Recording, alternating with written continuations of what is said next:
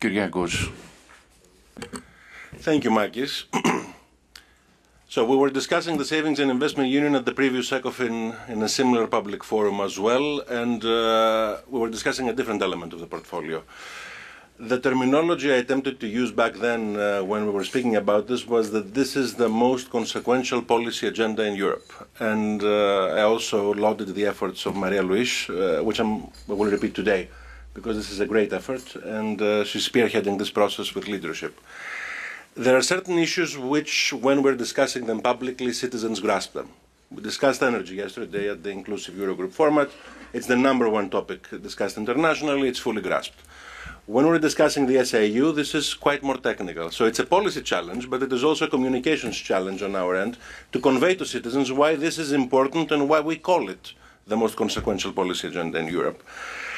But it is. And in this regard, it has many elements.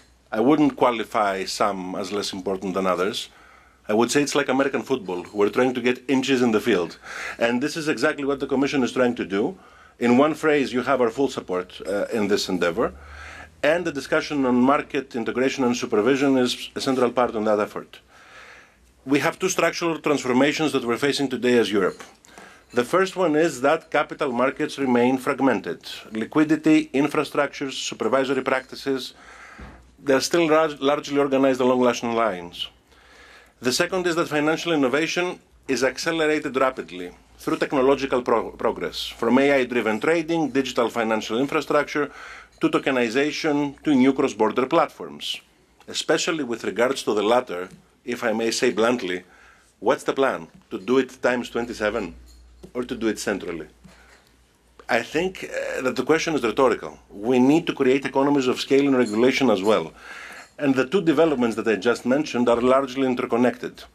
Financial markets are network industries. Scale matters. It matters for liquidity, for data, for infrastructure, increasingly for supervision itself. And as financial technologies become more complex, more cross-border, effective regulation requires deeper markets, stronger data capabilities, more coordinated supervisory capacity, what we're discussing today.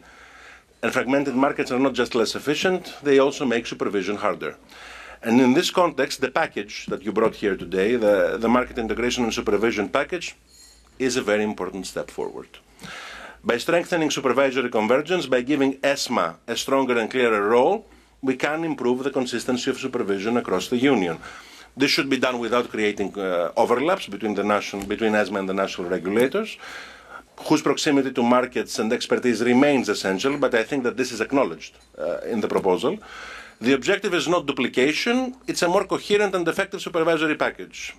Plus, those initiatives can help by harmonizing rule books, by streamlining passporting regimes, by limiting national gold plating, and doing so would also increase significantly administrative burdens and enable market participants to scale up cross-border operations.